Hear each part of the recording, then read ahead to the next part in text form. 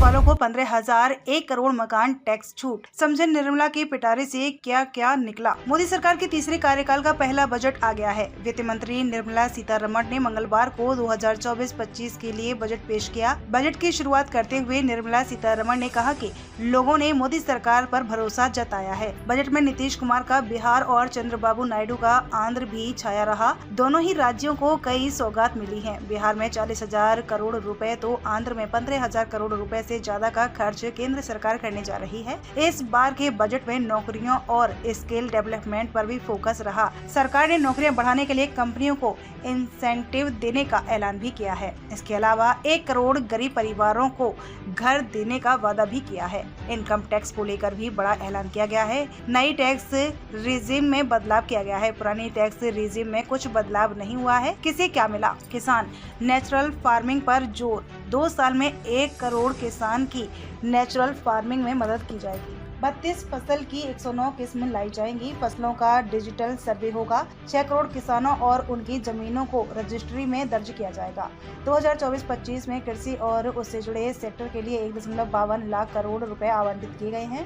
रोजगार के लिए 3 योजनाएं शुरू। पहली जॉब में 1 लाख रुपए से कम सैलरी होने पर EPFO में पहली बार रजिस्टर करने वालों को 15,000 रुपए की मदद सरकार करेगी। इससे 2.10 करोड़ युवाओं को फायदा होगा। रोजगार देने पर सरकार इंसेंटिव देगी। 1 लाख से कम सैलरी के कर्मचारी रखने पर सरकार नियोक्ताओं के EPFO अंशदान में हर महीने 3,000 रुपए देगी। शिक्षा मॉडल स्किल लोन स्कीम को संशोधित किया जाएगा, जिसमें 7.5 लाख तक का लोन मिलेगा। देश भर में हायर एजुकेशन के लिए 10 लाख रुपए तक का लोन मिलेगा। लोन पर 3% का ब्याज सरकार देगी। इसके लिए ई-वाउचर्स आएंगे जो हर साल 1 लाख छात्रों को मिलेंगे। महिलाओं और बालिकाओं को लाभ पहुंचाने वाली योजनाओं के लिए 3 लाख करोड़ रुपए आवंटित। वर्किंग वुमेन हॉस्टल बनाए जाएंगे। हॉस्टल और क्रेच की सुविधा से वर्क फोर्स में महिलाओं की भागीदारी बढ़ाई जाएगी।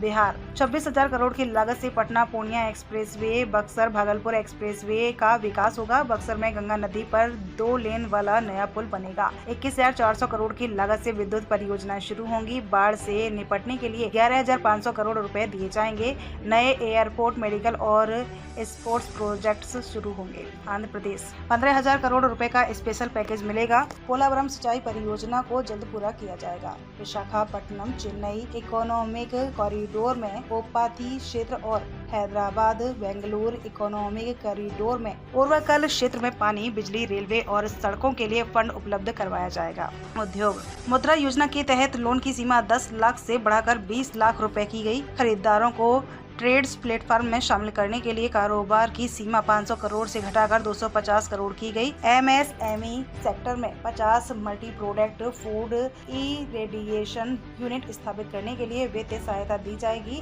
MSME अपने उत्पाद अंतर्राष्ट्रीय बाजारों में बेच सके, इसके लिए PPP मोड में ई-कॉमर्स एक्सपोर्ट हब तैयार किए जाएंगे। Infrastructure Amritsar Kolkata economic corridor पर गया में औद्योगिक केंद्र का विकास होगा। PM ग्राम सड़क योजना का फेज 4 शुरू होगा, जिसके तहत 25,000 ग्रामीण बस्तावटों में सड़कें बनाई जाएंगी। इंफ्रास्ट्रक्चर के लिए 11,11,111 करोड़ रुपए खर्च होंगे। युवा टॉप 500 कंपनियों में अगले 5 साल में 1 करोड़ युवाओं को इंटर्नशिप का मौका मिलेगा। प्रधानमंत्री पैकेज के अंतर्गत युवाओं को 12 महीने की इंटर्नशिप में 5,000 रुपए का हर महीने भत्ता और 6,000 रुपए की एक मुश्त सहायता की जाएगी।